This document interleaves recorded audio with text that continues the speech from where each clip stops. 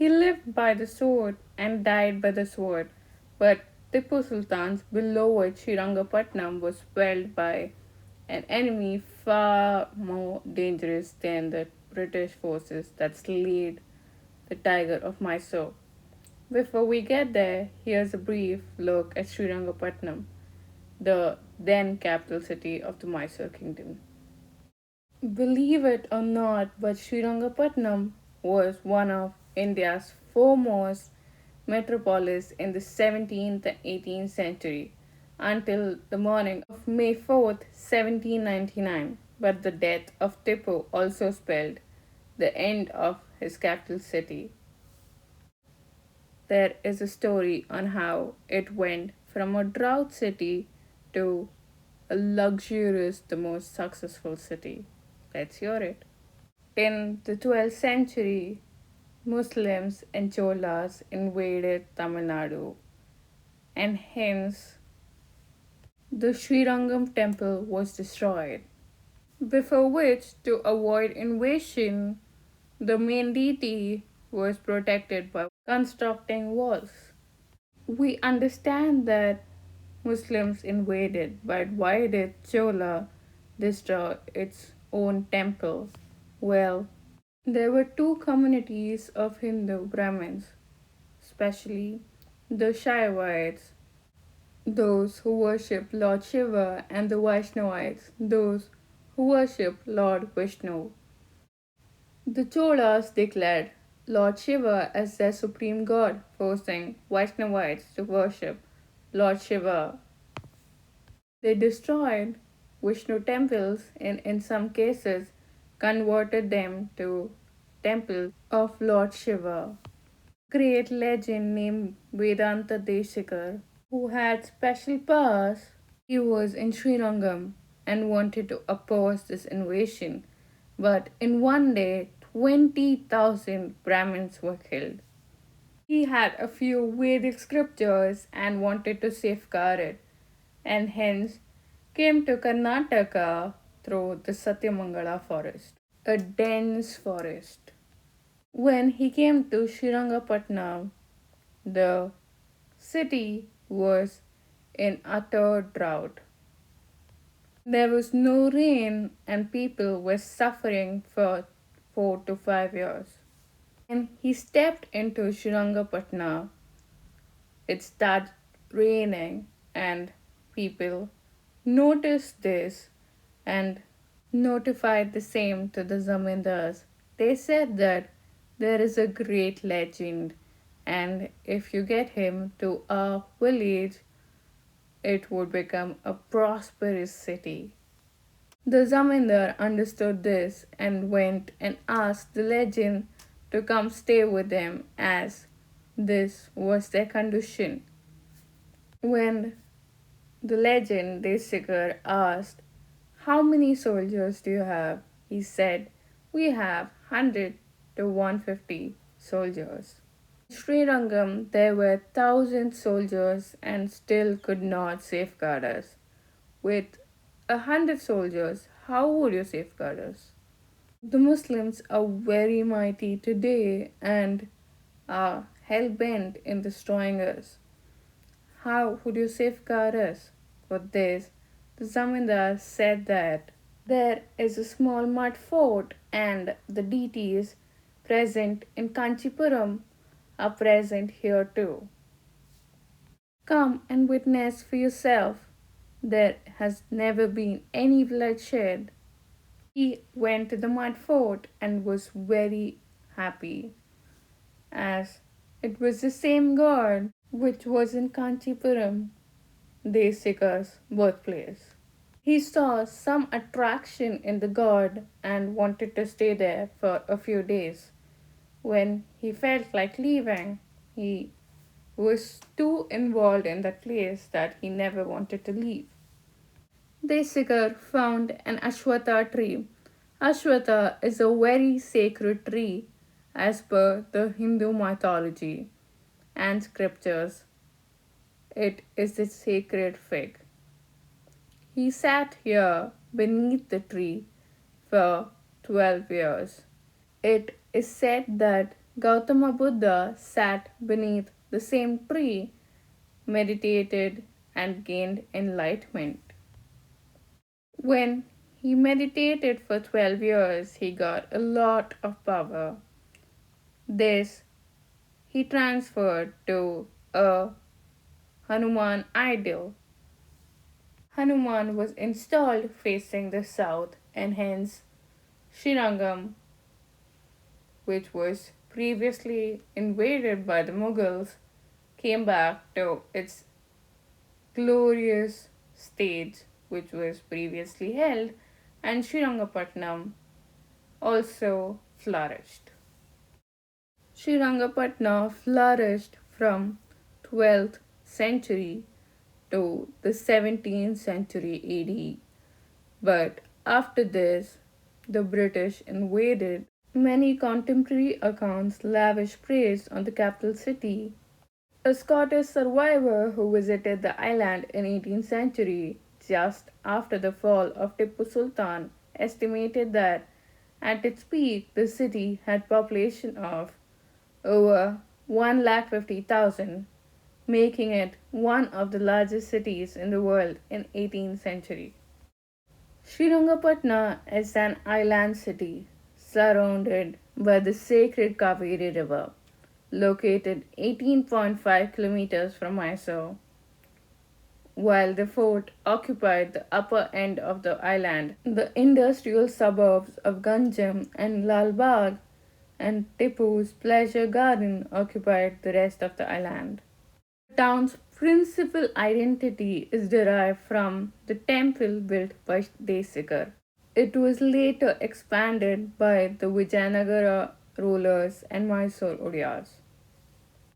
The suburb of Ganjam, from Persian Ganjam, meaning granary of world, was founded by Tipu Sultan as an ambitious industrial settlement. He settled it with artisans and traders from the northern Carnatic and Mughal province of Sirah. The most prominent remnant of those times in Ganjam is the Daria, Daulat Bagh, the summer palace and adjoining garden that was purportedly Tipu's favorite retreat. This is a video captured in the same summer palace. Francis Buchanan was struck by the murals inside the palace and said its walls are covered with paintings which represent the two Muslim princes, Hyder and Tipu, in public processions, the defeat of Colonel Bailey, the costumes of various castles, or professions that are common in Mysore. It is one of the most visited monuments on the island by tourists today. Lord Dalhousie was so moved by the murals on the walls of the Daria Daulat Palace that he initiated one of India's first heritage conservation projects in 1855. His note read, "I trust that the building, with all its memories and associations, may long be preserved for the contemplation and reverence." Despite the beauty and history of Srirangapatna, Tipu's beloved capital city was eventually abandoned. The reason, incredibly, were relentless attacks by mosquitoes that were thriving in the marshes nearby. This led to frequent outbreaks of cholera and malaria, which forced the English to leave the island city in 1806. English forces left their post in Srirangapatna and moved to the far more pleasant Bangalore, where a new cantonment was set up that year. Srirangapatna gradually fell off that map, and even today, this historic island has barely 20,000 people living on it. The only memories we have of Tipu's capital are colonial accounts from eyewitnesses like Buchanan, who offer a glimpse into the city as it was during its zenith.